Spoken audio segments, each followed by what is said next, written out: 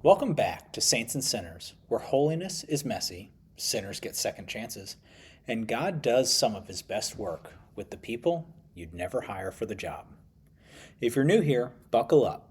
If you're returning, well, you already know. Our saints are rarely squeaky clean, and our sinners are rarely beyond saving. Today's story? It doesn't start with a hero. It starts with a hypocrite. A man with a collar, a weakness for women, and a knack for making a holy mess of his vows. But as we've learned on the show, grace loves the unlikeliest battlegrounds, especially when a sword is at your throat. This one is about cowardice, courage, and what happens when a very flawed man is asked one final, costly question. Who are you really? This is Saints and Sinners.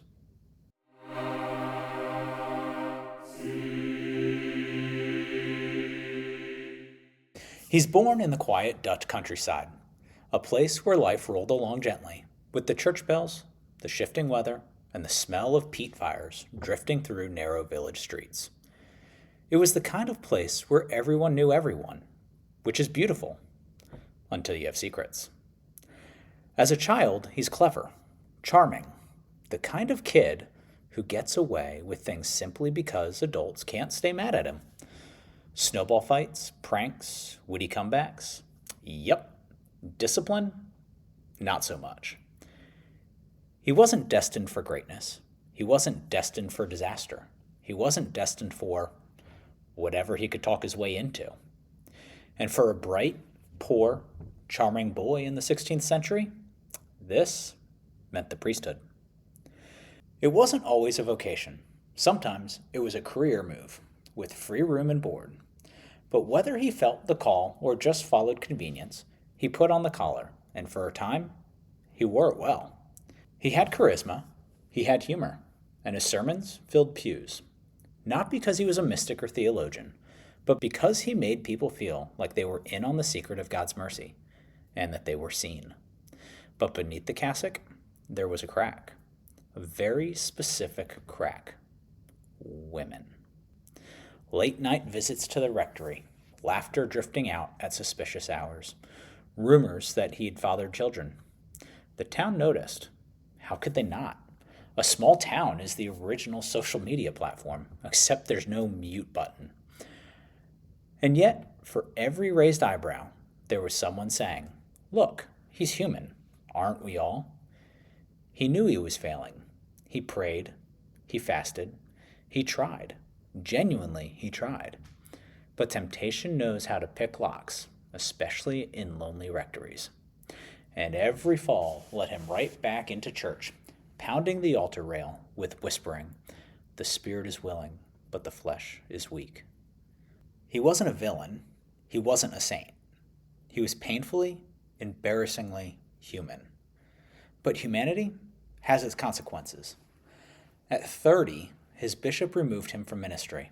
Not excommunicated, not damned, just benched. And at almost the same moment, the Netherlands exploded into war. Perfect timing, right? Calvinist rebels were sweeping through the Low Countries, smashing statues, toppling altars, and rounding up Catholic clergy like cattle. 19 priests and religious were hauled from their homes, our man among them. And here's where his sins came back to haunt him. Not because he was immoral, but because Calvinists loved a hypocrite. "Oh, look, the womanizing priest," they jeered. "A shepherd who can't keep track of his own flock or his own pants. A man like you should know better than to preach about sin." They mocked him for his failures, and oddly enough, he agreed with them. He didn't deny it. He didn't argue. He didn't pretend. And also what he didn't do was renounce his faith. And that's what shocked them. The rebels threw all 19 men into a crumbling monastery. Their orders were technically not to harm prisoners. But rebels, they have a way of interpreting orders the same way they interpret scripture, selectively. 2 weeks of torture, no food, no rest, incessant beatings, incessant mockery, incessant death threats. demands to deny the Eucharist, the Pope, the Church, and the sacraments. And somehow, none of them budged. Not even him. The man who couldn't stay faithful to his vows stayed faithful to Christ. When pressed, he didn't embellish, didn't justify, didn't put on a holy mask. Yes, he said, I am a sinner, but I am also a priest, and I will die as one. On July 9th, the torturers made their final demand: renounce the Catholic faith or die. 19 men, 19 refusals, 19 ropes. One by one, they were hanged in the ruins of the monastery.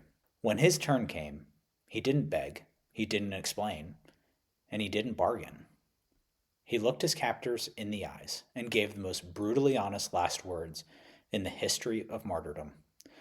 Fornicator I always was, heretic I never was. And with that, the sinful priest died a martyr's death.